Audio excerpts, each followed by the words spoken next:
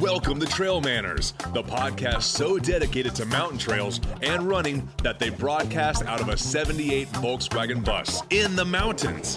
Who does that? Eric and Joel are your hosts and will bring you the trail life as you may have not heard it before. You hear about everything from gear reviews, nutrition to keep you upright and moving forward, and they'll even bring guests into the bus for conversations that you won't hear anywhere else. It's time for some running adventures on a higher elevation. The old 78 Volkswagen bus is fired up and headed to the mountains. Here are your hosts for TrailManners, proudly representing the 801 with their passion and love for the trails, Eric Manning and Joel Hatch. This episode of the TrailManners podcast is sponsored by Health IQ. Health IQ uses science and data to secure lower rates on life insurance for health-conscious people, including runners, cyclists, strength trainers, vegans, and more. That's right, Health IQ rewards us for our healthy choices. To see if you qualify, get your free quote today at healthiq.com/trailmanners or mention the promo code TrailManners when you talk to a Health IQ agent. Welcome to the TrailManners podcast, episode 107. Today we are on location at UltrAspire here in St. George, and we've got Bryce Thatcher to talk to. If this is your first time listening, then thanks for coming. The TrailManners podcast is produced every week for enjoyment, and show notes are found at trailmanners.com. Come back often, and please feel free to add the podcast to your favorite RSS feed or iTunes. You can also follow us on Twitter, Instagram, and Facebook at TrailManners. All links are in the show notes. Now let's get after it. All right, welcome back to another episode of the TrailManners podcast. We are here in St. George, Utah. Barely got here. Joel's car had some fits right outside Beaver. Some major fits. Yeah, but we got here. We did. Little, what'd you call it? Little cowboy mechanic on the side of the road. That's right. But we made it down here to St. George. We're here this weekend for the capstone races put on by Turtle Miller, but we had to swing into one of our favorite spots here at UltrAspire. That's right. And talk to our good friend and master of hydration. Oh, like that? I do like that. That's new. That would be a great hashtag. There you go. We got Bryce Thatcher sitting down with us today. Bryce, can't thank you enough for taking the time to join us today. This has been like 2 or 3 years in the making. Right? Oh, yeah. This is awesome. Thanks for coming, you guys. Yeah, we're excited to have you on because there's so much that people don't understand about what goes into a product. Not just, what they can buy online, right? In their favorite local running shop, because we like that. But you've been in the game here a long time. Yes. Right? Quite a while. So how long have you, before even companies, how long have you been doing hydration belts, packs, handhelds? Actually, a really long time. I started off very early. I was just a teenager, and, I don't know how much you want me to go into, but I'd love to share the story. I would spend a lot of time on Sunday afternoons just sewing. My grandmother taught me how to sew, and she would give me pairs of Levi's, and I would cut them up, and then I would make little bags. Initially, I would make like marble bags and stuff like that, like a little kid would do, and it was a lot of fun, and I really enjoyed that activity. I liked the creativity of creating something in your mind, and then taking your medium, which for me was old pairs of Levi's, and cutting them up, and then sewing them together. So at the same time, I was running a lot. I enjoyed hiking. My dad would do what's called double time with me, where I would go out and he would say, okay, we've got this 4-mile section of trail. Let's run 20 steps and then walk 20 steps, and run 20 steps and walk 20 steps. And he called it double time. And we would get to where we were really fast doing sections of the trail. And then as I got a little older, out of my 8, 9, 10-year-old things, what? Wait a minute, back up. So you were sewing while you were 6 and 7? Yeah, exactly. Right? That's awesome. So I my parents trusted me a lot, and I was a creative kid, I guess. So anyway, I started trying to set times on running different things. Initially, I grew up in Idaho, which is near the Tetons, on the Idaho side of the Tetons. And so I'd always look up at the mountains, and I would say, wow, that's a beautiful mountain. I want to go run that mountain. And I would started doing it, first of all, without water, without food. And then I would just carry a jacket, and then I would run into the mountain. And it just wasn't working right, and it wasn't safe. And so then I started thinking, okay, what do I need to carry with me? And so I got an old Camp Trails backpack just a top-loading backpack, single shoulder strap, and I'd put a jacket in it. I'd put a bottle of apple juice or a bottle of water in it, and then maybe a granola bar or something, and then I would go off running in the mountains. And it always drove me crazy because every time I would have to stop and drink, I'd have to take off the pack, pull out the bottle, and then start drinking. Yep. And it was annoying me, and I always had my stopwatch going. And so now we're talking the old school. Stick on the top. Actually, what I did was I had a really old watch. Okay. And but it did have a stopwatch button on it, but it drove me crazy because a lot of my adventures would include rock climbing. So I'd run to the mountain and climb a little bit. Yeah. And then I was always scratching up the surface of my watches. So I pulled the watch off the band, and then I took a piece of webbing that I bought at the climbing store and sewed a neck watch, which hung out around my neck, and then I put it inside my T-shirt, and that was my stopwatch. And so it was just a watch that was slung on a piece of webbing underneath my T-shirt. So quickly, what year was this happening? What time frame was this happening? This would have been in the late 70s. Okay. So like 1978, 19 probably started around 1976. Wow. 77, 78. One of the true pioneers. Yeah, right. And so anyway, it was a lot of fun. So then I got this bright idea. At the time, there was a lot of bicycle water bottles in the industry. And so I went to the bike store and I said, oh, there's this, specialized flip top water bottle or whatever. And so I says, well, man, that's pretty easy to drink out of. Is there a way that I can figure out how to put that on a pack? Right. And so then it was one Sunday afternoon again. I got some old Levi's and cut them up, and I made actually a waist belt. Okay. That carried a single specialized water bottle. And I put it on myself, and I was able to run, and I was able to get at it on the go. Right. And I was able to carry enough food to kind of for my adventures. And that's really kind of what got my mind thinking about it. Right. But it was a few years later, I got into setting FKTs and the Tetons and did a bunch of that. And then it was actually when I was a college student later in 1985 that I was a pre-med major in college, and I'm like, okay, I'm getting money from my parents every single month, and this is driving me crazy. I want to be independent. And okay. So college kids start businesses all the time. Why don't you just start a business? No, right? That's what they do. They do. That's what they do. Right? So pretty naive, and I think the naivety kind of it can help or it can hinder you. But in my case, it helped. Right. So anyway, I went home. I had this very elaborate business plan, and it was one page. And 1985. That's right. Elaborate business plan. It's one page, like where you're actually writing on the page. Yeah, Yeah. right. Not typing. So my father, he would always supported me my whole life, and I gave him this one-page business plan, and it's like, I want to start sewing things in college, and this is going to help put me through college. And then I listed, I want to make cosmetic bags, ski bags, duffel bags, luggage, everything. And I made some samples, and then I can remember taking these samples to a ski swap once and trying to sell things. And I actually sold a couple of ski bags, and it's like, oh, how am I going to actually sew this now? Right. So anyway, this business plan at the very bottom was, can I borrow $1,000? Right.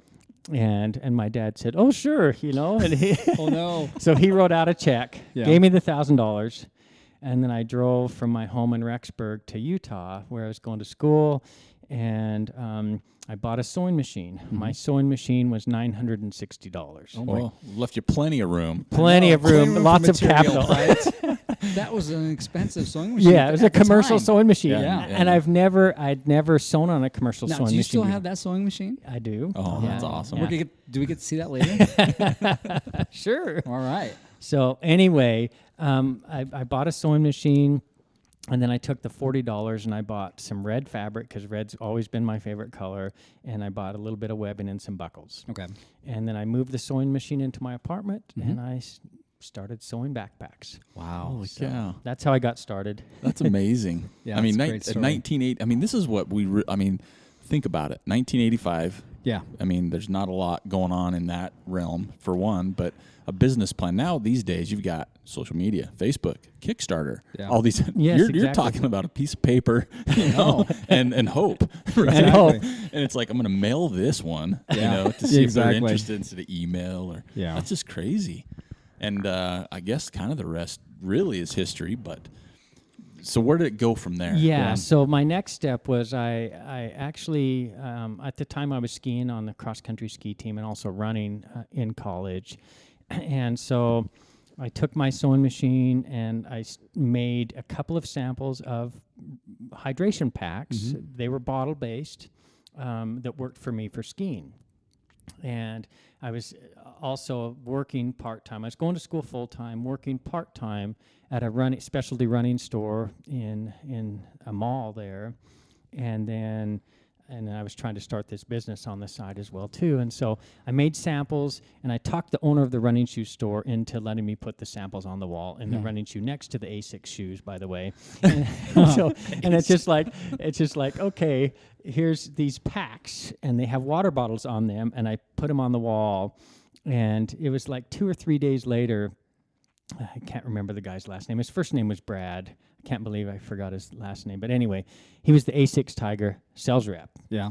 And he came in the running shoe store, and he looked at the packs on the wall, and he just says, "Oh, these are really cool. Where'd you get these?" And I'm like, "I made them." And I was all proud. And he's like, "Oh, that's cool. Do you want a sales rep?" And I said, "Well, what's a sales rep?"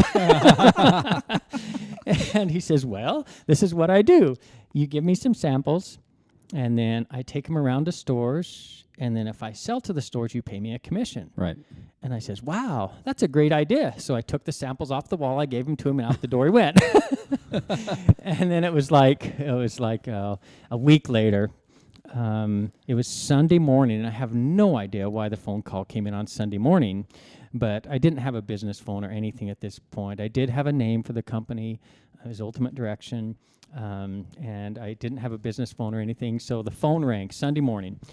And I'm like, "Hello?" They're like, "Is this Ultimate Direction?" I'm like, yeah. Hold on, let me put down my cereal. Yeah, exactly. That's exactly what I had to do. So anyway, they were like, "This is Bob Wade from the Ute Mountaineer in Aspen, Colorado." Oh. And they've been around forever. Yeah. Absolutely wonderful people. I love them to death.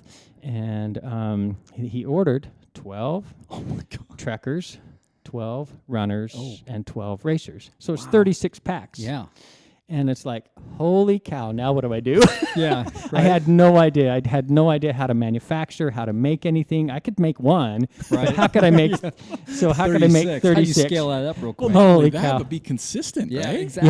Yeah, yeah. And I'd made the patterns, and I thought it was really efficient. So this is how naive I was. There really wasn't the internet per se then. I didn't really know how a sewing factory worked. I mean, I had a commercial sewing machine. I knew that. So I thought I was being really smart. So I went down to the fabric store, and I bought one of those Dritz boards, those flat boards with one of those rotary cutters. Right. Okay.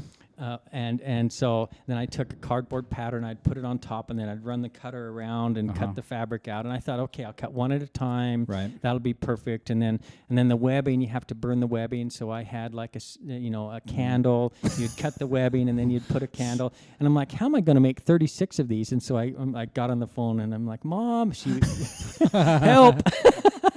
So she came and stayed with me in my apartment for like a week. And it took us a week between the two of us. And actually, my sister Jennifer even came and helped. So it was a family affair. Right. Took us a week to sew 36 packs. Holy cow. And we shipped them out. And then it was shortly thereafter that another funny story. I went to school in Provo at BYU. And I had all my sewing stuff in my apartment. And I actually hired a girl, Ann Myers was her name. She was worked in the sewing department. Right. And she came to my house to work, or my apartment to work. So she would leave her apartment or dorm room or whatever she was in, and she would come to my apartment and work. And she was there one day, and you're not supposed to have girls in your apartment. Right. But But anyway, I wasn't there. Right. And somebody knocked at the door, and she opened it up, and the guy, it was actually my landlord. Oh. And he's like, "Hello, where's Bryce?" And no, he's not here. Well, what are you doing here? Well, I work for him. "Well, you're working here for him?" And she's like, "Yep." And so anyway, I thought that he was going to get really mad at me, but he was a really nice guy. And he goes, "Well, I guess you have to start somewhere. Good luck." right. Oh, that's awesome. So it's pretty cool. So anyway, that's how I got started. And then when the company really grew, the key for me was I could go on for a long time. Another key story was I was skiing for the ski team, and we would go to West Yellowstone every Thanksgiving to train. And it's just a magical time. If you ever want to go to have a wonderful Thanksgiving and you like to cross-country ski, to go to West Yellowstone. So we would go there, and so I said, man, this would be a great place to showcase my packs. And so I put together, I had Ann help me, and at the time I hired one other person help me. We sewed 100 of a pack, a different style called the Competitor. It was kind of a foam insulated holster on a piece of webbing. Right. And we put 100 of them together. I had a 1981 Toyota Celica yellow sedan, and I loaded the 100 packs in the back of my car. Yeah. Drove to West Yellowstone with my skis hanging out the window, and and showed up at the ski camp. Right. And then I went into the Stagecoach Inn after training one day, and I just kind of opened up a couple of big boxes of packs, and I was in the lobby, and I just said, "Anybody interested in a pack?" And I kind of yelled it out, and people were coming out of their rooms, and they looked down, and then they just, I think they were all 100 were sold in like 15 minutes. Oh my God! It was insane, and because people had never seen anything like that before, and there was a need. There was a real need. And so then those people went home to Vermont, to Canada, to Colorado, and then suddenly those stores were calling me saying, "How do I get those?" And that's when things just really took off. Right. That's like the start of social media too. Then they shared it. Yeah, they did. There you go. They shared it. Liked it. That was the original social media. The original There's social no media. hashtags. Yeah. That's amazing. And then it just kind of went from there. And it kind of went from there. Yeah. Wow, ultimate direction. That's right. Yeah. So what year would you say kind of made that transition to where it was like, this is It was probably 1987 Okay. when the transition really took off and things started to really grow. But the passion was always the same for me, and it always has been, because I've been doing it for a long time, and it has just been to make a need that's not available in the marketplace. And specifically for me, it's been endurance sports, endurance athletes, and trying to give them things that allow them to keep water, energy, foods, and other things at their fingertips. And that's always been my drive all along, and a lot of it's because that's where my personal passions lie too. Right. So how long did it take from the pack situation before you got into like the waist belts? The handheld. And the handhelds. I mean, because when those came out, that was like a big thing too. You know, that was like game changer stuff. Yeah, so the first... I can give you the story of we first started with waist belts, and then the first handheld came shortly thereafter, and we just had some runners who they would get what they call a sweet stomach. And we all get it as ultra runners. For me, it happens between 7 and 9 hours when your stomach starts to get a little tired and stuff like that, and so. They felt that the pressure of a waist belt was maybe aggravating that a little bit. Yeah. And so I wanted to think of just an alternative way to carry, fluids. And so that's when we first came out with the handheld. I took some old neoprene and an old wetsuit, kind of cut it up. And our first handhelds that we made were kind of a die cut, almost like a figure 8 shape. They're really nice, actually. I still have one around. I still think it's one of the best handhelds ever made. Right. And we just wrapped it around the water bottle, and it gave you a really soft, cushy way to carry a water bottle. They took off really quickly. Oh, yeah. And then race vests in general were a whole different story. And the first race vest, race vests are kind of where the trend is now. Yeah. And they're going more towards the clothing side of things, and I'm not too sure how I feel about that, just because they're hot. But when we first invented the race vest, the purpose was heat, and it was for winter use.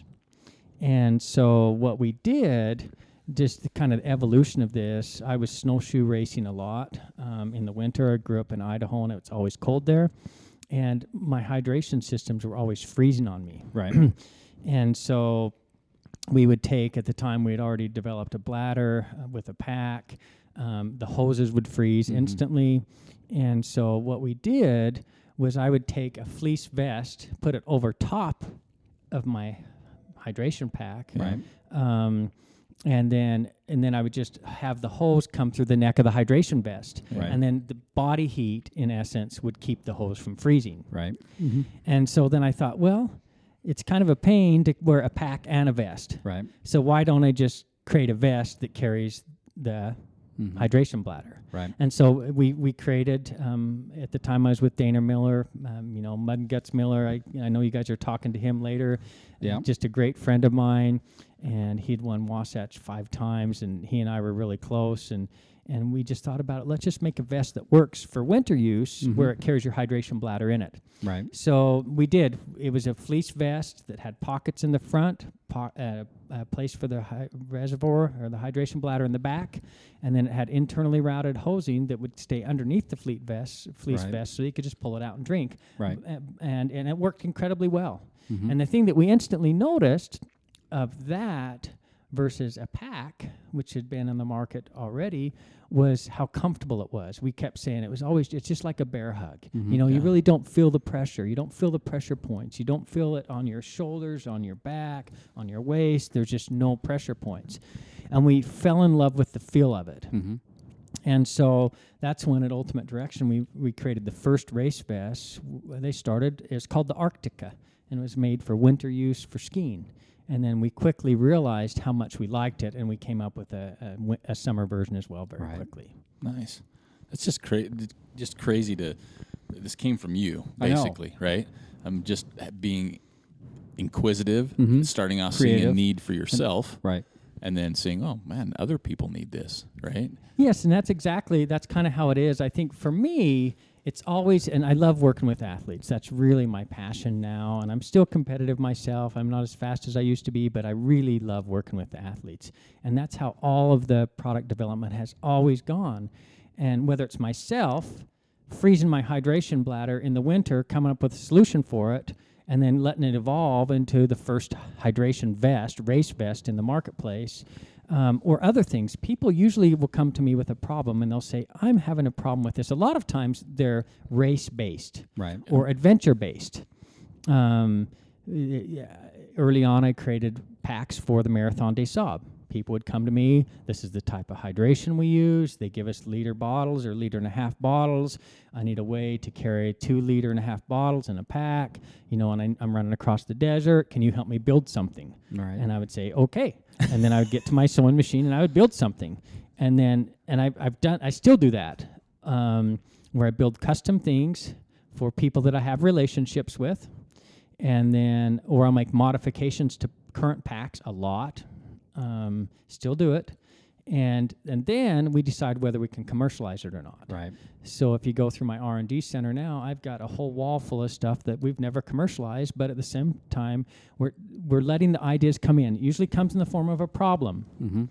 I've got a problem. Right. How can we solve this? And then they come to me to help them solve it. Sometimes the athletes will actually come with a solution too, but sometimes they just say, I'm having this problem, help me. And so we'll come up with a solution to the problem.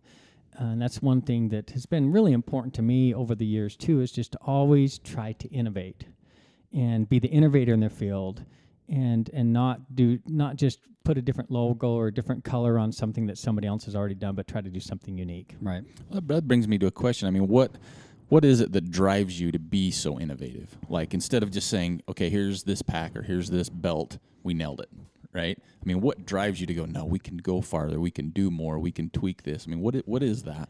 I'm really not sure what drives me, other than I just love being outside. And kind of my quote that I use all the time now is just, inspiration comes from time in the mountains. And for me, it's like this morning, I got up 4 o'clock, was out the door by 4:30. I ran up Angel's Landing in Zion, and I summited before it got light. Right. And when I'm out there doing things like that, I've trained my mind to become keenly aware of what's going on with my gear. Okay. And with that, my mind instantly kicks in, and I'll start thinking about it. What can I do to solve this issue that's happening. It might be a chafing issue. It might be an accessibility issue. It may be a freezing issue. It may be just an annoyance. And especially when you get into later stages of a race or an event, things annoy you more. Yeah, true. Yeah. So, yeah, the little things become big. little molehills become mountains. Right. And so I've got a good enough relationship with the athletes we work with, which, I work with some of the most phenomenal athletes in the world, and I love them all, personal relationship with all of them. But I also do it myself as well, too. And they come to me with problems, and they'll just speak up. This worked. In fact, I built a prototype once, and Carl Meltzer was here, and he said, "That's pretty cool. I want to try that out." But I'm like, "Okay." And I threw it on his back, and he ran across Zion. I think he did the traverse, the 42 miles or whatever, Trans Zion. And it chafed his back so bad, he just wore a big hole in his back. He's like, "Well, that one didn't work very good." And it's like, "Yeah, it didn't work very good."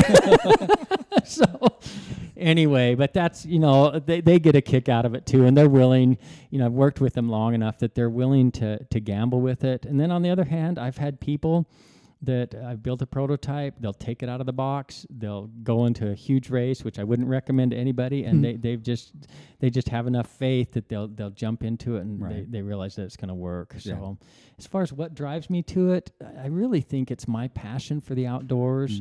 And then my passion for trying to make improvements. I find myself doing it on almost everything now. Like I have ideas on cars. I have ideas on, it's once you get Joel needs help. Yeah, exactly. Yeah. What do you know about Volvos? Yeah, exactly. Oh, wow. So, but you can drive yourself crazy trying to correct everything. I've kind of, over the years, my design philosophy has evolved, though, from being a little more complex to simplifying more, and trying to the whole, less is more approach to things. And I think that's probably just as I've grown and matured that I've realized that simple is better for me. And so I think that's just part of the evolution, of design. But I love everything design-wise, and I keep my eye out for good design, and I have a tendency to kind of be overly critical of things in all avenues because of the career that I've had. Yeah. So. Well, I think for me, we had this quick discussion before we came on, as I got to or met you or got to know you like right out of the gate with UltrAspire. Yes. And one of the things that's always drawn me, like we talk about UltrAspire a lot, and if you look at my house, it's loaded, right? Anytime I run, that's what I got on, right? Pretty much. But what draws me so much, just fascination, just the type of person you are, is you work with some of the best athletes. Right. Carl Meltzers and Jeff Brownings and Magdalena Belay. Yeah, just and through the years, others as well. Yeah, but 20 years, some of them. Yeah, what blows my mind is you have personally sent stuff and messages to Joel, to me, and people we know that are not that class. Right. Right? Yeah, exactly. We're just like we're mid-packers. We're mid-packers, but you take you are serious about, hey, what do you think of this? Yeah. Wear this, let me know what you think. Exactly. And we tell you what it is, and you're like, okay. It's not like you focus so much on these, 5-6 people that are on top of the charts. You take information from everybody. And it makes us feel like vested, right? Right. Oh, that's cool. It's Thank like, you. well, this is pretty cool that he would trust us to give him information that we're not just yahoos, which we are. No, you're not. You guys have done great. I have fun runs with you too. But no, you have that connection with so many people, and you let everybody be a part of it, right? And I think to me that's one of the things that I don't know of many companies, and I've been in the industry on different levels, but it's usually like, oh, we made this shoe for this athlete. You should wear it. It's like, well, I don't run a I'm anything. Not Killian Jornet, right? Or whatever it might be. But I don't know, what you do is, to me, is completely different than everybody else. And I think at the end of the day, when you see the product, it shows, right? Yeah, I think I have some little quirks. First of all, I think that I just love people in general, and I admire everybody that's out there. And the whole goal with my whole career has been trying to make their time in the outdoors more enjoyable. And it doesn't matter if it's the fastest person out there or the slowest person out there. It's still if we can commit them to being outside and to exercise and into healthier lifestyle and making their time outside more enjoyable, then they're going to have a better life. And so I think that's the whole thing that drives behind it. And one of the quirks here that I have, and the girls will tell you, I want it to be a human company, meaning I don't want an answering machine. I will not allow an answering machine. Well, we do have an answering machine, but it's just after hours. Right. But at the same time, I want a real human to answer the phone. And I want customer service to really talk to the customers. And sometimes people will call us here and we'll answer on the first or second ring, and they're like, "What? I got a person?" Yeah, scare them. And actually, you're talking to me? And and then just a minute, I'm going to run in and ask the president of the company and see if he has any ideas on what to do with this. And then, it's just, and granted, we're small. Right. But at the same time, even as we grow, that's one of my quirks that I've always said, a person's always going to answer the phone. Right. That's neat, though. And it's because I want people to feel that human element of the passion they feel when they're outside and doing their sports, whether it's running, biking, skiing, anything human-powered. That's really our passion, is just human-powered sports. I want them to be able to enjoy that experience, and I want them to, be able to enjoy that experience with the help of the products that we create.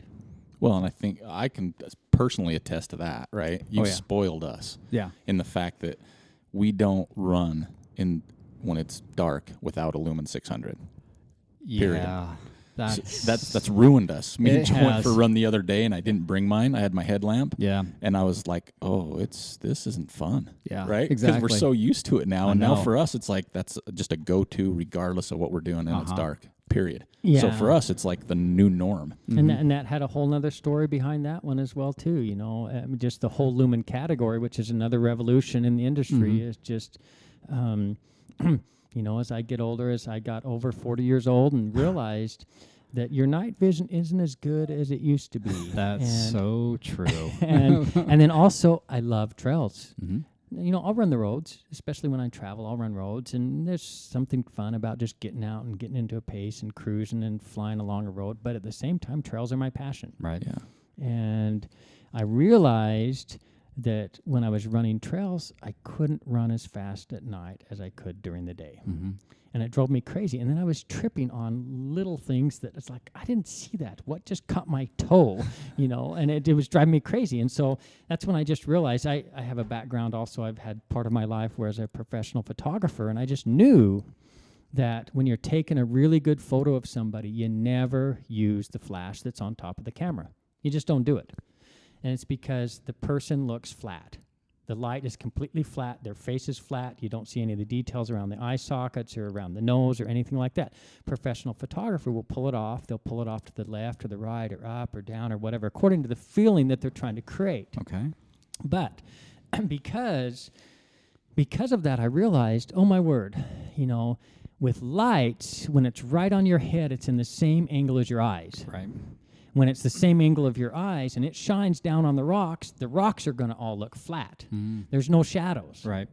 And so because of that, the same thing is happening within a photograph where everything looks flat. And so that's what's tripping me, because I don't see the shadows. You don't see the depth. Right. So we've really created what we're calling 3D lighting, and it's really the first of its kind. But 3D lighting allows, by bringing the light down on the waist, it casts small shadows across, even little dimples in the trail where it's just a little dimple, maybe drops 4 or 5 inches, and then it goes back up again. It's not even a stump or a rock or a twig or something like that you're going to catch your toe on. It's just a little dimple that just kind of throws you off. You see all of it now. Right. And so not only 600 lumens being super bright, Yes, it but is. it has to do with, it's super bright. Yes, it and is. I have some other lights that, I'll have to show you guys later. All right. Yeah. Anyway, so I'm having a lot of fun with that. But you're right. And that's what's allowed me, like running Angel's Landing this morning, pitch black, no moon, Right. stars are in vibrance, but you know what? It was all the way to the top, all the technical stuff. It was just illuminated the whole path and just full on speed. Do you double it up? Do you go the lumen and the head one? Sometimes I do. So what's your go-to on your head? I like light and simple. Okay. And I have the primary light be on the waist. Right. Because you want the shadows. Right. That's your Lumen 600. The Lumen 600, Okay. and that's my go-to for there. We have 2 styles. We have the 2.0 version. The 2.0 version has a pocket for a cell phone. That's the one I've got. That's the one Eric's got. And it's awesome because a lot of people are using Strava now, and then also for safety's sake. It's good to have your phone with you. And so it carries a cell phone beautifully. It's very stable, very solid. We also came out with another version just called the 600R. That's the one I've got. And the 600R is awesome too. It's super light and super simple. Yeah. But it's also the 600 lumen. I go with a black diamond piece usually on the top. Okay. I love black How many diamond. lumens is up there, do you think? Usually I think 150 is good. Okay. So that's kind of average, Yeah, right? just light and simple. Just when you turn your head, you turn got your something. head, or you want to look at your watch, Right. or things Tie like your that. shoe or Tie your something. shoe. Yeah. I find 90% of the time, though, I don't use a headlamp. Right. The only time I really do now is if I'm doing a lot of scrambling. Mm-hmm. And we also have a wrist light that works. It's 100 lumens, super light. You wear it like you would a watch. And if you put your hand up or if you want to look at different things, that will work as well, too. But a headlamp, I'll use it mostly in really technical terrain where I need to look in different directions, up or down or around, and not just at the trail ahead of you. Then I'll throw a headlamp on. That's what we found. We love the 600, but when you double it up, it just makes running at night so much more enjoyable. Yeah, now. It's not like you're not even at night anymore. Yeah, exactly. You know, so if you hear a spooky in the bushes, you can look over real quick, and if it reflects back, instead of just swiveling around. Yeah, right? Exactly. Yeah. So it's a really, really great combination. It's a very durable light, and the 600 lumens works really well. It does. It's quite bright. Well, it's crazy because we've been running 10 or so plus years, right? And in the dark, and you've always had a headlamp. That was it, right? Yeah. And now you add this component, and you're almost to the point where you're like, wait a minute. Why has this not been around longer? Right. You know what I mean? Yeah. Because it is an absolute game changer. It is. Period. It's another one of those aha moments. Yeah. And that's when I think the best designs are. They come as those aha moments where it's just like, whoa, why didn't somebody think of that? Well, they didn't, so let's go with it, Right. And so it's really wonderful. We've had a lot of those, in my career, and it's been fun. So. Well, like for someone like me I would never have thought that, right? It's just like this is the norm. This is how it works. This is what you do is wear a headlamp. And it boils down to, is it 100? Is it 500? That's what was encapsulating, right? It was never the thought of the angle or the shadow. It was like, my light's not bright enough. My light's not bright enough. Exactly. But Yeah, then so you you come keep out. increasing the brightness. Yeah. And then your eyes are jagged. You look up at the sky and all the stars are bouncing. Yeah. Yeah. And they're actually making some good headlamps. There's a lot of good companies out there, and they're making some good headlamps, and they're doing some with spot cones and flood cones, and they've got all different fancy things. But for me, and this is just my personal opinion, I think simple is better. Right. I like on, off, a simple button. And again, I'm thinking race strategy. I'm thinking, okay, when I'm in the later stages of a race, can I remember to swipe my hand across the front of a headlamp in a certain way to turn it on or off? I can't do it. My brain doesn't function like that. But I can push a button with a finger. Yeah. And I want to just turn it on or turn it off. I don't want to have to do a lot of complicated things. Right. So I prefer, again, I talked earlier about my mind evolving from a design standpoint. I'm becoming less intrigued by the complex things and more intrigued by the simple things, just because knowing how my body functions when I'm fatigued. And it goes back to the grassroots of, okay, put some water in, put some food in, push a button, make sure your shoes are tied, and move, And so it's just like, comes down you to. can't think much beyond that. So Well, there's enough complex things, right? I mean, the simpler things, regardless if you're racing, but if I get a race vest, right, I want to look at it and say, oh, that's what that's for. Right. I don't Yeah. want to have to Google how Oh, something gosh, works. yeah. Right. Right. What are And those straps me and Joel for? have done that. We've Yeah. actually gone to OR Yeah. and looked at stuff. Right. And we're sat there for 15 minutes. Why would they do? What's this for? And we're smart people too. I would like to think think so. that. I think Yeah. me and Joel together can figure stuff out. Exactly, right? Yeah. But sometimes it's like too complicated instead of straightforward. Right. And I'm not saying that's for everybody, and there's different technology. But if I want something, it's for a purpose. It's where's the pocket? Yep. Where's the bungee? Can I zip that? Right. That's it. It's Right. not, at noon, this one will flash and the magic door opens. Exactly. But at 2, you know what I mean? Yeah. It's like you don't Yeah. want to think. And that's what is so great about, again, your product. It's straightforward. Yeah. Right? It's not complicated. Oh, good. And it Thank makes you. it easier, not just in a race, but just Right. general use, right? Also, the quality of the materials Yeah. that you Oh, use thank you. are Yeah, we so much better than we- most other packs out there. we really put a lot of pride and a lot of emphasis in the quality again. And I think there's part of a trend. I've been trying to follow the trends lately in the marketplace. And one of the trends that I'm seeing happening is a trend towards simplification, Right. and then a trend towards one thing works for all. Okay. For example, instead of having a pair of rugged trail shoes, racing trail shoes, road shoes, and lightweight road shoes, and racing road shoes, and that's kind of what I have in my closet. Right. The younger generations, what I'm seeing happening is these younger generations they want to buy quality, Right. and they'll spend money for quality, Yeah. but they want one shoe that works Okay. for everything. Right. And it's a hard thing. And so It is. they'll end up with a really good, durable trail shoe that also works on the road. And Right. they'll buy one shoe. Okay. And they'll use it for hiking. They'll use it to approach to get into a climb. Mm-hmm. They'll use it to run on the roads with. And they'll run that one shoe until it's dead. And then they'll get another pair of the same shoe. Right. And that's the trend. A lot of the younger generation is not as concerned about weight. Okay.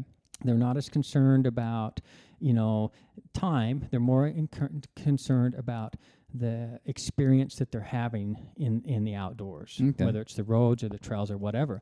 And so their gear goes towards that. They're starting with a little more minimalist lifestyle. And so the trend I see in packs is going to go in the similar direction, Okay. where it's like what style of pack would work for mountain biking, cross-country skiing, Okay. climbing, trail running, racing. Where can you go with it, and how far can you go with it? Now, there's Right. always going to be a need for, a couple of packs. They're but I super don't- niche. Yeah, niche-y for stuff, certain niche-y stuff. specifics. But I kind of see that trend happening overall, and so it'll be interesting to see how far that goes. Right. How far can you make one product that works really, really well for a lot of things? Right. And then people are willing. So back to your materials comment that you made earlier, I kind of cut you off a little bit there. I'm That's sorry. okay. We put huge amount of pride in our materials, Mm-hmm. and we usually choose between nylons or polyesters. Polyesters are better for surfaces against the skin Okay. because it's going to draw the moisture away. I think breathability is a big issue too. Yeah, Eric and I talked about that a couple of weeks ago, I think. Yeah. We were talking about some packs that we had tried this summer, and one of them's a pretty hot pack right now. And I liked how it fit, but I didn't like how it breathed. And I found myself feeling just kind of clammy in it. Right. And I've had the same experience, because there's they're trending, styles right now towards like a piece of clothing, a stretchy piece of clothing And that you that's put on. Definitely what this pack And is. it's like, whoa. And that's one of the things that I look at. And I actually have taken those packs and I've measured their surface area that they're covering on your body. Mm-hmm. And it's huge. Right. And so it's maybe not that big a deal if you're racing in the mountains, but for me it is, because I'm a high output guy and I sweat a lot. Right. And so when I put on something like that and I run in it, like I feel like I'm in a tourniquet, even if it's stretchy. If I feel like I'm in a tourniquet and I get hot really fast. Right. And so I think that will be another trend. I think there's going to be a balancing act between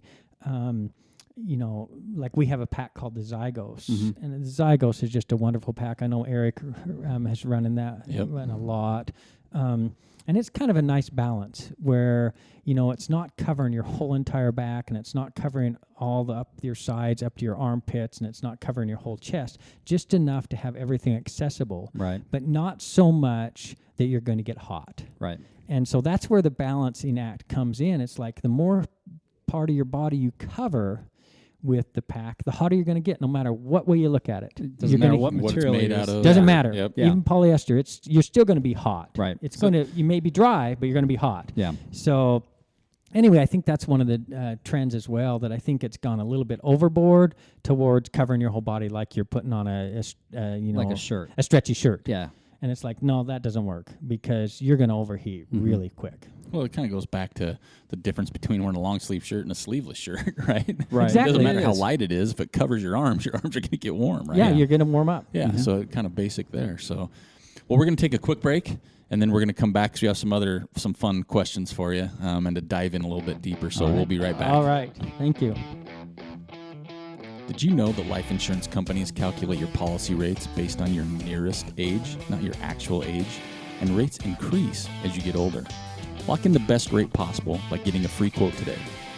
Learn more and get a free quote today at healthiq.com/TrailManners or mention promo code TrailManners when you talk to a Health IQ agent. Let's get back to the show. All right, welcome back to TrailManners Podcast, episode 107. We are here with Bryce Thatcher, the master of hydration. That's right. We penned. And so before we kind of broke away there, you talked about a little bit about the trends, right? Right. What do you see in the vests, in the belts, in the handhelds? Is there, like, you see more trends towards one piece, like more packs being sold, more waist belts? What's the trend look like in your eyes for that stuff? I think there has been a really big trend towards race vests. And in the U.S., people still carry a lot of handhelds. Yep. And the racing situation is very different in the U.S. than in Japan, for example, or in Europe, where the aid stations are much closer together in most races. And Wait, over there or here? here. Okay. So in the U.S., Right. aid stations are closer together. All right. And they generally, in most of the races, don't have mandatory gear that you have to carry. Right. That's true. And so I think because of that, handhelds have been very popular here Mm-hmm. and very minimalist, either racing with just running shorts with pockets Right. or very minimalist waist packs. We have a new one that we just came out with coming out now called the Fitted Race Belt. Okay. And it's kind of a stretchy race belt that will allow you to carry bottles or gels or gloves or a jacket or something like that in a stretchy way around your waist. Okay. So in the U.S., it's a little more minimalist approach. Right. In Japan, for example, they sell very few handhelds. Okay. And in Europe, they sell very few handhelds. Hmm. And I think a lot of it is because of their racing style. Right. And then also probably government agencies in Japan, for example, coming down and saying you need to carry this with you Right. in order to even carry on the race or get the permit or whatever. Right. And so they have a tendency to carry little bigger packs. Okay. Like the Zygos would be a small pack for them. Wow. Whoa. Yeah. The Zygos is huge for me. Yeah, exactly. I can stuff everything in there. Exactly. It's a mountain pack for me. It is, right? I put mine on. I stuffed Joel in it. Yeah, there you go. Exactly. Yeah. So- Yeah, it's like Master Blaster.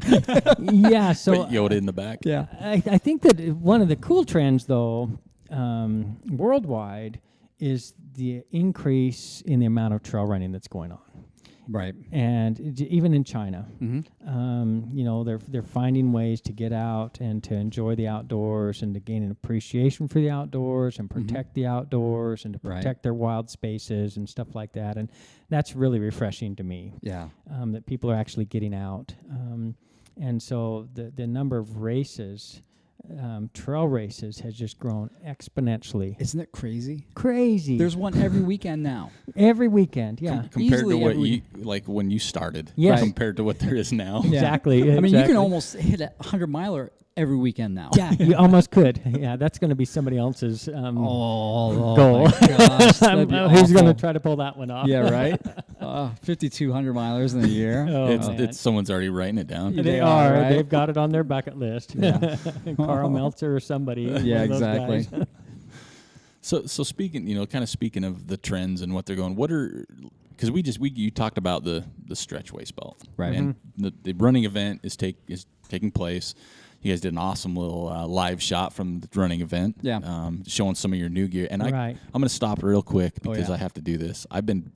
He's been I haven't- jonesing. I haven't said anything to you because I don't want to be that guy, right? Right. Yeah. But I'll I be that guy. love the Speed Goat belt. Right. I love it. I Yeah. hate waist belts. Yeah. Always have. I Yeah. got the Speed Goat. Of course, now I like the one bottle too. The Synaptic. Synaptic Yeah. for shorter runs. But I love the Speed Goat belt. My only beef was I could never carry my phone, Yeah. or I couldn't carry more gear. Right. And I kept telling Joel, man. If And they I'm would like, only, when we if go, they would only. and I'm like, when we go down there, I'm going to talk to him about it. Yeah, I'm gonna have him sew me a new I'm gonna pocket. yeah, right. I have some Yeah. Levi material, whatever it is, Exactly, right? yeah. And then we see the Run Live event, and I'm like, oh my gosh, it's like That's what I that wanted. gold. It's the Holy Grail moment. Of, Yeah. "Oh." All right, I have a funny story behind that Oh one. man, I'm ready because that's Okay. my favorite thing. So- So made my whole universe. So I ran Speed Goat. The Speed Goat race, for those of you who don't know it, it's Carl Meltzer's awesome race outside of Salt Lake City at Snowbird. And I guess it was 2 years ago I ran it with all of my kids. Yes. So all 5 of my kids. And we all got to the finish line. But anyway, I ran in the Speed Goat. Right. Because I wanted the 2 bottles. Yep. Yeah. But because I needed to carry my own energy foods, just because I'm kind of quirky and I like to carry my own energy foods, Okay. I made myself a pocket Did you? for the front of my Speed Goat. Nice. And so when I came across the finish line, and Carl Meltzer was there to, congratulate me and give me my hug, and he's like, "Good job, man!" And I'm like, "Oh, thanks." And he's like, "What's that?" I'm like, "It's a pouch." He goes, "Oh, that's cool. I need that." And he's like, "That will work great on the Appalachian Trail." Right. And I'm like, "Really?" And he goes, "Yeah." And so I took my pack off, pulled the pouch off, emptied all the stinky goo packets and all the Right. salts and everything out of it, and gave it to him, and that's what he used on the Appalachian Trail. Oh, that's awesome. so cool. So anyway, and then after that, I realized, hey, this is a good thing. So then it became a product. And so we're introducing it this year. Carries cell phone, carries jacket, carries lots of foods on the front of the Speed Goat. But for those minimalists that don't need it, you can remove it. That's amazing because you go. I love the Speed Goat belt, and I wore a Elva Carroll last year. Didn't take my phone because of that. Right. Or I'd have to throw on like a spry or something, to carry a phone and Right. maybe something else. So this is going to be my biggest game changer for 2018. He's happy now. Oh, I was so and happy. it's an interesting happy thing guy. because for some reason, waist belts have a bad rap. Yeah, I could see that. Initially, they bounced around They quite bounced a bit. around Yeah, a lot. and they would hurt your hips. And so chafe. we spent so much time on the design of these, trying to make them balance, Right. so that you don't have to have the waist belt so tight. Yeah. And so both the Synaptic and the Speed Goat are just awesome waist belts. So for me, I will wear those up to a certain distance. Now, you think about it, a waist belt. What would be the disadvantage is if it does bounce. Yep. That's a disadvantage. The other disadvantage is that you can get chafing around your waist, Right. Yep. or you can get pressure points around your stomach. Yeah. Yep. And people feel if they get pressure points around their stomach, it's going to upset their stomach, and they're going to, then when they get sick in the later stages of the race, they're going to throw up, and it's going to aggravate it and stuff like that. So these Right. are all the things that give it a bad rap. Yeah. But aside from those packs not bouncing, the positive side of a waist belt, coming back to our discussion on surface area covered by the body, Right. Yep. they are so much cooler Mm-hmm. and faster in aid stations. Right. Oh, yeah. Easier to get fluids in and out. Keeps the center of gravity low. Mm-hmm. With center of gravity low, you're going to be in better balance. Right. And so especially on technical terrain, the thought of carrying a pack way high up on your shoulders, you look at the energy efficiency of keeping it down low on your waist. Mm-hmm. It's going to be much more efficient carrying the weight low on your waist Right. Yeah. than up on your shoulders. And so there's a lot of advantages of waist belts too. And so I think that hopefully there'll be a resurgence back. The Speed Goat has sold well. Right. And there's a real following of people. And I've tried to get Carl over the years, try this pack, and he'll try them and he'll put them on, but he always goes back to the Speed Goat. Right. And then sometimes when he does really long stuff, he'll carry both. Yeah. Yeah. And you can do that with a Speed Goat race vest and over top of the Speed Goat as well too. So Yeah, this is the coolest thing. I was so excited. Yeah. Like I cannot wait for that piece to come out. So kind of going into 2018, since it's kind of out there, what are some of the products we covered? Kind of the elastic belt, or what's that one called? The fitted race the belt. fitted race Fitted belt. race belt. yeah, this is a sized piece. It's a very stretchy mesh, 4-way stretch mesh, but it's a mesh instead of just a swimsuit material. A lot of people are using a nylon swimsuit material, Okay. and so it's nice and fine, and it looks nice, and the colors are vibrant. But again, heat. Right.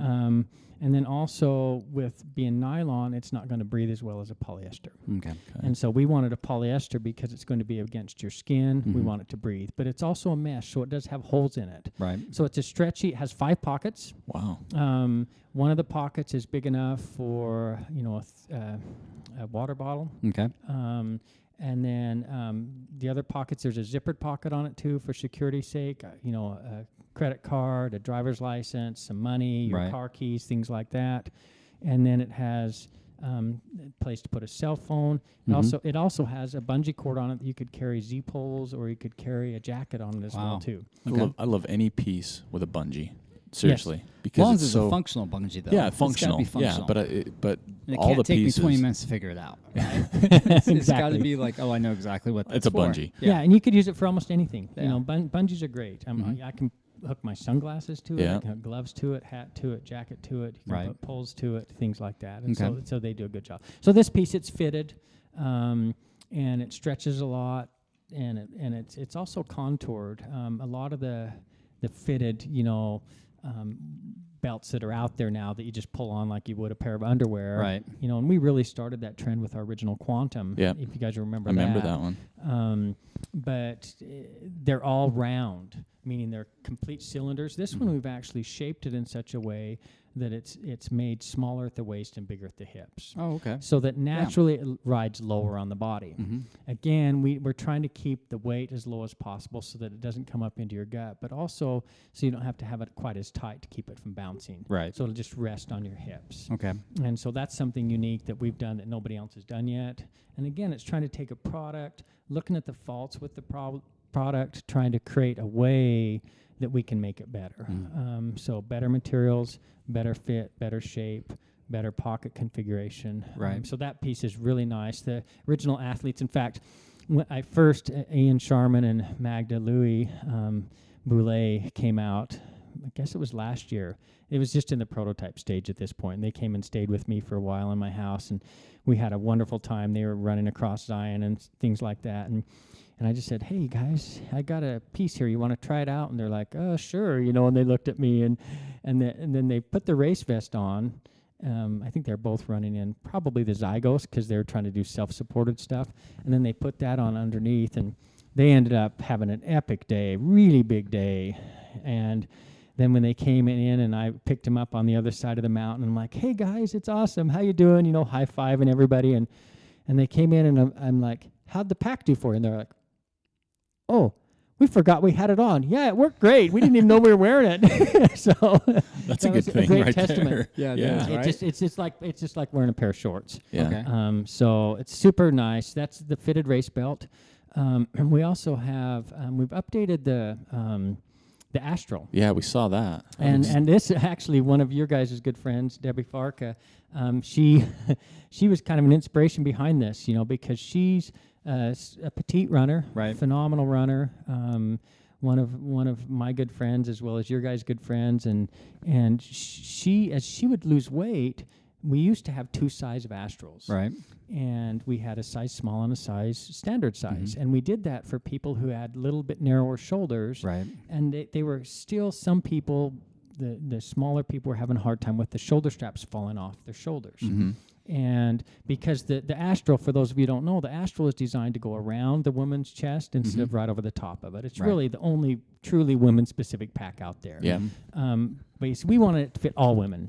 Right. And no matter what your size, we want it to fit all of them.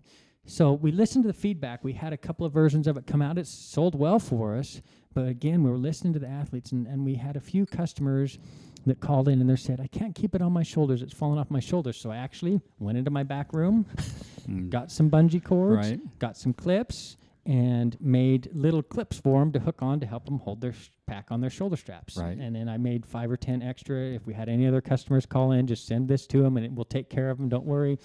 And so it made me think a lot. Well, a couple of things. One is, how can we solve this issue? And so we've changed the front configuration of it so that the top sternum is a little bit higher, and we changed the pocket configuration. And then the other thing that we realized is almost everybody now is running with a cell phone of some Right. point, and they also like bottles in the front of any configuration, whether it's a hard bottle, a soft bottle, whatever, they like bottles. Now the Astro comes with a reservoir still, but we made the front pockets much more user-friendly for a cell phone, any size cell Right. phone, as well as carrying a multitude of bottles in the front pockets Right. as well too. So again, listening to athletes, that we have a close relationship with in, and I don't solve the problems instantly.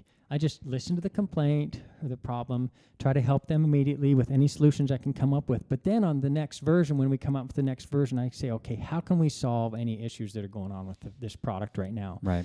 And so the new Astral 3.0, just phenomenal piece. We increased the capacity a little bit, didn't increase the weight, but increased the fit a lot and increased the usability of the pockets a lot. Right. So that's new for us as well. And then we have another new piece called the Momentum. I'm looking forward to looking at this one. Yeah, right? the Momentum. In fact, I'm going to give you one of my samples I have we here. saw that when we were at Browning's house, Yeah, I Jeff think. Browning. He was had testing one or something. Yeah, Yeah, he he was has testing one. one. And so the Momentum is another trend that I'm sensing is there's kind of a division among athletes on, well, three things.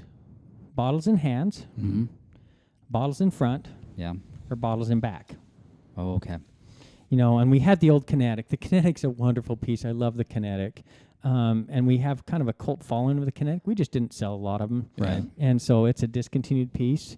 But with that in mind, it's like we had a few of our elite athletes that came to us and says, I want bottles in the back. Right. And so I wanted to create a piece that gives people the choice. Do you Okay. want bottles in the front or bottle in the back? So the front pockets are completely flat, Mm-hmm. but they're still big enough that you can fit one of our 550 Ultra Flask in it. Right. Or you can fit a soft flask, or you can fit, straw bottles or whatever in the front pockets. But they're completely flat, very contoured shape. It's actually, we built it off of the template of the Alpha, which has been one of our best sellers overall, continues to be one of our best sellers. So it fits really well. And then the back of it has the ability to carry a bottle on each side in the back as well too, plus Z-poles that you can get out on the go. When we first developed it, I gave Jeff Browning a prototype. Like you said, he loved it, except for me to use this, I've got to be able to get ready for this race, and I need to be able to get my Z-poles on and off. Right. So I made changes to it. So it has the ability with bungees again, which can be universally used. I use it for jackets, whatever, but you can get Z-poles on and off on the go. Right. And I think they're carried in the back, which I think is where they need to be carried instead of in the front, so it stays out of your arm swing. Right. So the Momentum's a great piece, super light. I think it's 6 ounces. Don't quote me on that. I'm just off memory right now, Okay. but it's super light piece. 7.2 ounces. Okay. Close Yeah. enough. That's Yeah. 1.2 We'll give you ounces. 1.2. There we go. margin of error. It's a super super light piece. It's the ability to carry. It's all made out of polyester mesh against your skin, as well as a 4-way stretch. So you're going to get a lot of capacity when you need it, but it's very flat and fast when you don't need the capacity. Right. And that's what I like about those, because some you see that have capacity, but if you don't fill them, they're just like hot air balloons. Right, They're right. just puffy and Yeah. Right. kind of get in the way. So the ones that you can stuff and kind of expand, if you don't need it, Right. you don't have to worry. It's like and it goes back to what you're saying. It's a vest that you can use for all the different things. Right, yeah. Instead of pigeonholed for Right. a fast pack day or Right. a quick run, it can kind of hit all those. Right. Those Yeah, specs.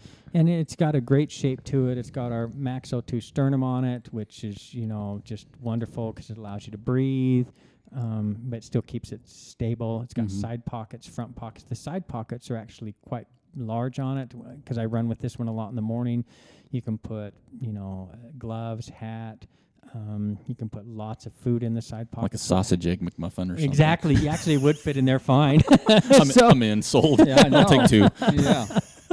So Well, we just did our holiday episode last week. Yep. For our podcast. We did. And we brought up UltrAspire gear. And one thing that Joel really called out was the Sternum H2 straps. Yeah.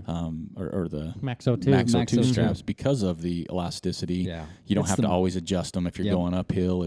And my biggest thing is when you carry a large pack, whether it's got hydration in the back and you have it full and you've got a loose in the front, but then you start drinking it out and you got to start wrenching it down. That thing adjusts for you. So it's It like does. one Yeah. less thing Yeah. to think worry about, about. right? Yep. And so And that's something, again, that you guys have nailed. Yeah, I think the so. year before, it was 3 years ago when I ran Speed Goat, I ran in a Zygos. And, I don't need that much capacity for a Zygos. Right. But for a Speed Goat, I don't need that large capacity. But I still ran in the Zygos because I like how well it fits. And I realized at the end of the race that I ran the whole entire race, which for me is pretty long time because I'm not super fast. But anyway, I didn't have to adjust the pack once. Yep. Not once, the whole entire race. That's huge. And that's a big deal. Again, it's trying to come up with ways and solutions to make it easier for the athletes so they have less to think about other than just putting one foot in front of the other and getting to the finish line and enjoying the experience. So, well, I think you're totally nailing so much of that, and so many reasons. One is your love and passion, starting at a young age. The other one is you've been doing it for so long, kind of the godfather of hydration now. Right. But just so much more is like your testing facility, Zion area. Yeah, right. Oh, Crazy, it's amazing. right? Yeah. I'm pretty lucky. Well, it's like here's our conversation today. It's like so we're on our way down, but our car broke down just outside of Beaver, and you message back, oh, that's okay. I just got done running Angel's Landing. Yeah. And I'm like, Yeah. well, that's what's better. Yeah.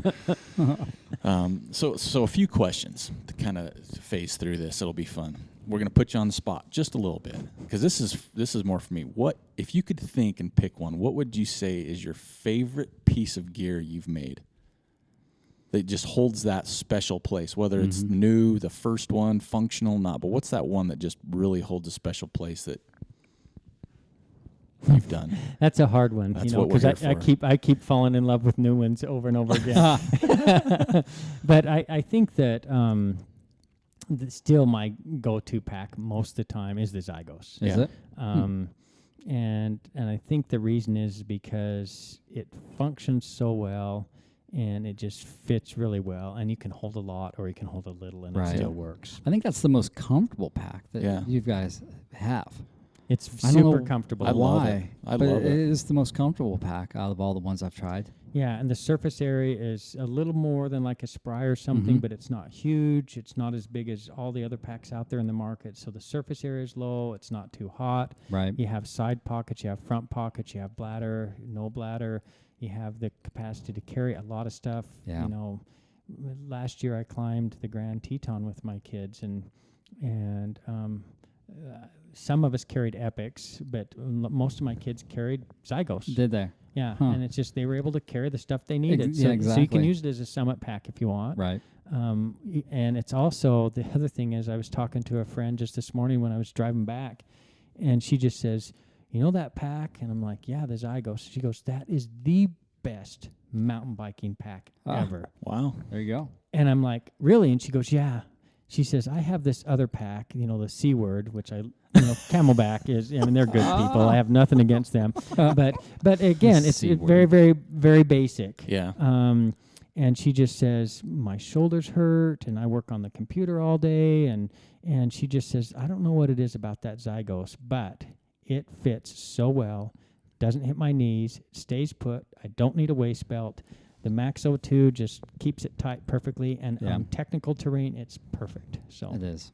anyway, so I think that if you have an overall pack, the Zygos. Right. is So the way to go. that's still your favorite. That's your go-to. Yeah, and then the original pack that got us going would have been an Ultimate Direction Competitor, it's called. Don't make it anymore.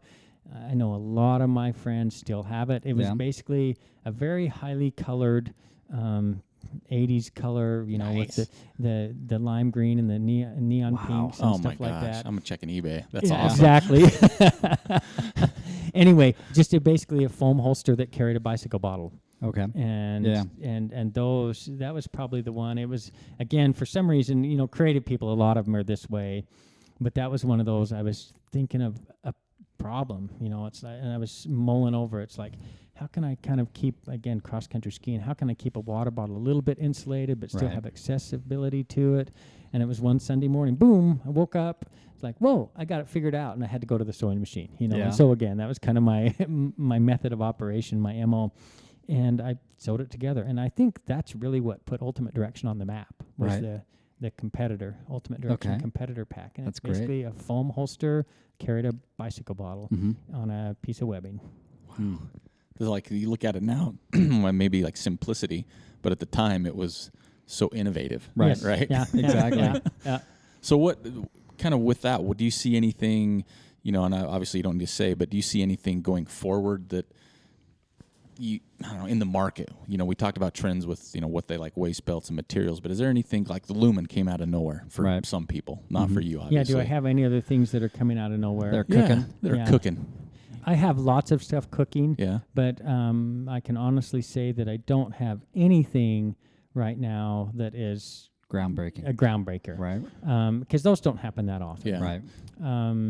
It's just every few years. There's always little tweaks that happen with materials and stuff. And, for me, it's going to be, I think the next trend, honestly, is there's going to be a big pushback on temperature retention and heat.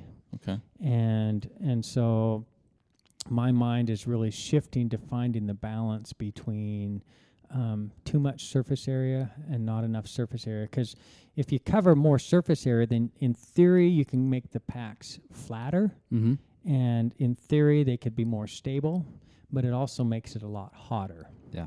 And so you're going to sweat more, and if you sweat more, you need to carry more, and you're going to fail quicker when you sweat. And so, but at the same time, if it's too little surface area and you have the pack stick 6 inches off your back and it's only 4 inches wide, it's going to bounce a lot. Yeah, well. And so you can go to the extremes on that. And I think that like all trends, you kind of have the tendency to go from one extreme to the other, and then there's going to be a balance in between. So I think that the trend that I see will occur, I think that the vogueness of the putting on a vest that feels like a shirt is going to go away. And then there'll be a balance coming back towards something that is going to be a little more practical when it comes to a breathability standpoint. And I've been working with Magda for a couple of years now, just trying to figure out, especially for Western states, and we're working on quite a few things with her, trying to keep her body temperatures down. Okay. And so, again, working with athletes, what are the issues you're having? How can we help with performance? What can we do to try to alleviate this? And it's very common for me to go upstairs and sew something. And last year before Western States, I sewed a few little prototypes for her, even arm coolers, special arm coolers and stuff like that, to try to help with performance. Now, is the product ready for market? No. Right. Are there things out there that are approaching that? Yes, but not there yet. So I think that surface area and cooling could be a trend. Okay. How do you decide what goes to market for you? Like when you come up with all these ideas, and how do you decide? Okay, we're going with this one. Really good question. Like I said, my sample room upstairs just has a lot of just weird stuff that I've created over the years. The Franken room. Yeah, exactly what it is, and it's fun. I get up there, and I actually anymore. I used to make all my patterns from scratch, and then just sew my own prototypes together and stuff. And now I do the drawings, and the factories. I have good pattern makers that make the samples for me, and then I'll do a lot of modifications now. Right. Where I'll change things. They may not look beautiful, but I'll change things and make modifications. The first thing is I get it out to an athlete. It usually comes in the form of a problem that they're having or a race that they're doing, and I'll build a sample for them. I'll see how they respond to the sample, and then I'll usually put crude photos out to all of our distributors and a few select dealers. There's a few dealers, local, meaning specialty run stores or specialty outdoor stores, where I have a great relationship with them, and I'll just say, what do you think of this idea? Right. Some people, and this is an interesting side note, over the years I've realized some people can understand a prototype and other people cannot understand a prototype. If you don't give it to them in perfect form, some people just say it stinks. Right. And I've worked with people in the past before where it's like, it's going to be like this, but the color's not going to be like this, and this strap will look a little better here, and the shape will be a little different here, and they'll just say, what did you just say to me? Make one that works perfectly, and it's the right color, and it's the right everything, and then I'll look at it again. And I'm like, you can't visualize what's coming out of my head, and they're like, no way, So anyway, but then on the other hand, there's quite a few people that can understand me when I try to explain something to them. So I'll take these prototypes that are crude, right, and I'll say the pockets aren't quite right, the elastic's not right, it doesn't stretch enough, the mesh is not quite right, but this is the concept I'm creating. Right. Those are the people that I trust. And then if they come back and say, I really like it, that's a really great concept, I can see a niche for that, let's go with it. Well, the thing that's funny though, back to the lumen category, when I first built my first prototype, I actually went, cut up an old pack, got an old headlamp, cut it apart, went to Walmart and bought some raw materials for it. I sewed together a sample, ran in it a few times. I really liked it. I brought it into my own marketing team and my own company and my own staff here, and I put it on the table, and they're just like, we'll sell 100 of them. We really don't need that in our line. You know, and they did. They just kind of poo-pooed it. And I'm like, no, I think it's a really good idea. You know, and so some things I just push through. And they're gone, and we got a whole new staff. No, That's right. Exactly. No. And the reality is, you know, eventually everybody's like, wow, it was a good idea. But again, it's one of those things that nobody had seen before. Nobody else has done it. Yeah. It's kind of one of those revolutionary things. Well, no, I think it's a good idea. Let's go with it. And now it's doing wonderful for us. Nice. Like the TrailManners podcast. That's right. There you go. Awesome. You guys are doing great. Like, no one's going to like this. No one's going to, wait a minute. No, it's kidding. So long-term stuff for you, for UltrAspire, you know, what are you looking going forward to accomplish, or where do you see it going? It doesn't have to be business. It could Yeah. be, you know, your personal run goals or adventure goals. Yeah, or for me, I absolutely love what I do. I have 5 kids, and I'm a single dad, and I spend tons of time with my kids and love being with them. I have a couple of kids that are showing a lot of interest in the business. Oh. And so I'm encouraging them to come in, learn the ropes from the ground up, sweep the floor, you know, put up the trash, clean the toilet, stuff like that you need to do. And then I've had them traveling with me. Oh, nice. I take them with me to Vietnam, which is where our factory is. I teach them how to sew. In fact, it's a really common thing for me when I travel with my kids is I'll give them a piece of white paper. And even when they were little, I would do this. And I would say, okay, here's a piece of white paper. Here's a pencil. I want you to make something. Yeah. And they're like, what? Think of something that you need. My last trip, it was, I guess it was in January of this year, 2017. I took my 16-year-old son, and he's really into motorcycles.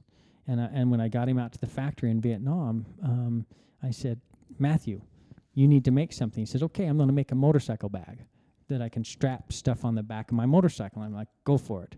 And so it took him a solid week, but he did the drawings. He learned how to sew. I showed him all the fabric samples. He cut it out. He sewed it together, and he made a sample, and it's on the back of his motorcycle right now. Wow. That's awesome. That's cool. And it's not the most polished, beautiful thing you've ever seen, but it works, and it functions. Right. And so long term, I have the most wonderful employees ever, you know, that work with me now. I love them to death. They've been here a long time. I want to keep them. I want it to be, whether it's an employee-owned company or I want it to be a family employee business. I want it to grow. I want to focus on specialty, independent. I would love one of my kids, if they're interested, to come in here and learn the ropes.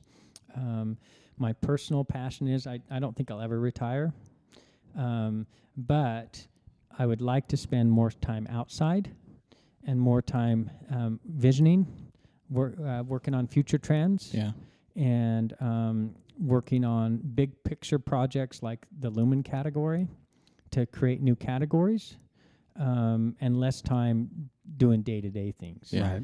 And so that would be my personal goals, because for me it's like Christmas every time I go to a factory, because it's like I do a drawing, make the patterns, and then bam, samples start coming out, and it's like fun. And so I get I have a real passion for that, and I love it. So I don't think that ever going away. Right. And then I'm hoping that my kids will come in. They're all incredibly athletic, great runners, great skiers. Yeah. Well, they all ran Speed Goat 50K with me, and so climbing the Tetons. Yeah. they ran past me. Oh yeah. Like 14 and something at the Speed Goat one year. I'm like, this is not right. Yeah, I know. My two people think I'm crazy, but I think my one son Joshua, he ran it when he was 13. Yeah. That might have been. And I remember it's him. just like, I think he ran 7 something. Yeah. You know, That's it was fast. insane. Yeah. You know how fast he was. I was like, I'm done. Retiring. So anyway, so my kids, that's really my passion in life right now, is really my kids and just spending time outside. And I just love life, and I love working with people. and meeting just wonderful people everywhere I go.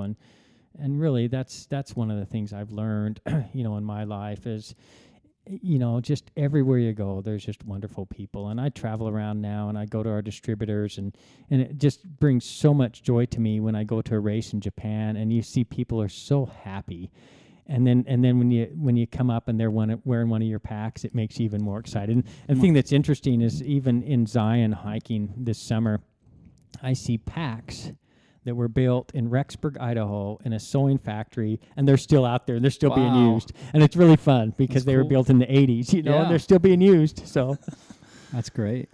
So this is a serious question because you see it a lot more in what I see because I love sports, and so you see it in sports where this quarterback has accomplished so much throughout his career, whether it's records or anything else, and they always ask the question, what do you think of your career? And well, when I'm done with it, maybe I'll look back on it. Right. But as a serious question, have you ever taken a second to look back on how you personally have literally changed trail running or skiing or influenced because let's face it, you said you started Ultimate Direction.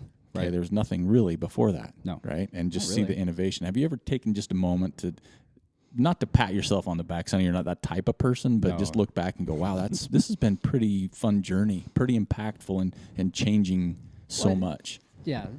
Basically, you have touched every single trail runner in the U.S., whether you realize it or not. Pretty much. Because of your vision, your innovation, and your stubbornness to stick to it.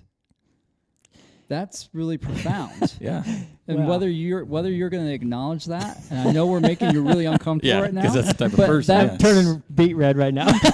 But really, that's how... It is my favorite color. Yeah, that's how important you are. Yeah. And it's amazing to think about that. Yeah. Right?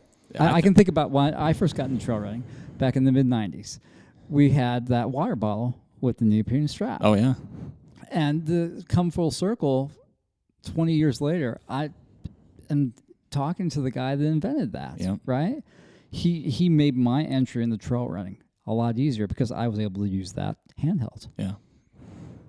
Yeah, I've never really thought about it that way, and that is a loaded question. And I think it comes back to, for me, it just happens one day at a time. And initially, it was, first of all, to make my life better. Right. Then to make my close friends' lives better. Right. And then from that, it's like, oh, there's a business. Right. And then everybody became my close friends because I have lots of friends everywhere that every time I meet them, I'm actually pretty shy. I see somebody on the trail and I'll just smile. They'll walk by and, when I'm with my kids or whatever, they'll say, Dad, you got to talk to them. And I'm like, no, it's okay. So that's why it was so easy to get you on the podcast too. That's right. It's like, I love talking. Yeah. So yeah, it's been a wonderful career, and it's still going for me. And I'm still competing, still getting out there, and I just love the process. Well, you're saying competing. You've had FKTs. Mm-hmm. I still do, I'm sure. Yeah. Right? Because he had the original FKT on the Grand Teton. Yeah. So it's not like, hey, this is just a hobby. This is like, no, I was at this level. Yeah. Right. He was FKT before FKT was popular. Right. Well, I just called it records then. There you go. Right. Yeah. Well, it went for 30 years. The one on the Grand Teton. So. Yeah, and I still love doing things like that. Actually, I've got a couple of FKTs that are cooking right now. Oh no, this is awesome! But I'm not. It's you can't actually spill on my the beans mountain until bike. you're done. Oh, nice. It's on my mountain bike. I still run a lot. Volunteer coach cross country. Love the kids. We have 90 kids on our team. I'm able to influence them and make a positive influence in their lives. Yeah. And that just brings me so much joy when we take a kid. We have kids that come off the couch, 30, 40 pounds overweight, play video games all day long. We put them on the cross-country team, and 2 years later, they're one of our top runners. Yeah. And they're hooked for life, and that's what it's all about. Yeah. And so I'm going more grassroots on that end, meaning let's get the kids off their phones, off the video games, outside, doing fun activities, which is what I did when I was a kid. Right. And I think that their life experience will be much, much better, and they'll be healthier. Right. And then this mountain bike project that I'm working on, it's a doozy, and we'll see. So I've been mountain biking a lot, and it will be an interesting project. It will be an FKT. As far as I know, nobody's ever done it actually. And Those are always the best. It's hopefully mostly rideable. The OKT, the only known time. There you go. Exactly. Like That's that. a good one. It'll stay that way. Yeah. So I've got one of those cooking, and I've developed a pack specifically around it that I've got prototypes of that I'm testing and working on, and it's a little bit bigger than the Zygos, and it will carry what I need to get around. But Wow. it's kind of fun. So. Well, the only thing I'm waiting for is the retro pack. It's made out of Levi's. I know. There you go. Old school, like back to the roots. You know what'd be Limited cool is you edition. send in your own Levi's. There you go. right? Send your old Levi's in. Let's and do then it. he will custom make one for you. Bedazzled and everything. But we have to do it on my treadle sewing machine in my There we go. office. You know. Exactly. The Right? retro back to school pack. So, well, many things. First, for taking the time to sit down with us today, because I know you're busy and you've got other things you'd rather be doing for sure. Also, for everything that you've helped us with, Right. Personally, we've sure. had a great relationship with you for over the years, something that we are always excited about. You've had us in your home. You've taken us on runs. Right. You listen to what we have to say, which is huge. But also thank you for everything you've done, like Joel mentioned, for everybody, right? Because I know you probably don't look at it that way, and I know you're going to turn red again, but that's what we do. Right. Is just saying thanks for being so innovative, because maybe someone else would have come along with that, but maybe they wouldn't have just been as good as you. Not in just materials, but as a person, personable and friend, and looking at it. To hear you have the passion for it, I mean, that's why you need to do anything, right? And to keep you in the game. So we appreciate everything you've done, and can't wait to see not just 2018, but whatever else happens. The next generations, right? they're coming. That's right. I'm always working on lots, so it's awesome. Thank you guys for allowing me to share this time with you, and it's just a wonderful, wonderful industry that we work in, and the people are just phenomenal. Right. And that's what it's all about. It's really, how well we love and how much time we spend with others that we do love. So it's good. Nice. Well, I can't think of a better way to end the show than that. So thanks again for taking the time to join us, and we'll hope to catch up with you later. Thank you. Thank you for listening to the TrailManners podcast. We'd like to thank Bryce Thatcher for taking the time to join us today, and we encourage everybody to head on over to UltrAspire.com to check out all their awesome gear, and especially the new stuff coming out. We also want to encourage everybody to follow us on Instagram, Twitter, and Facebook at TrailManners, or swing by our website at TrailManners.com. There you can hit us up on the contact page. Let us know what you want to see, who you want to hear, or even if you would like to be on the show. Until next time, this is Eric Manning with Joel Hatch reminding you, you don't get what you wish for, you get what you work for. Now go get it.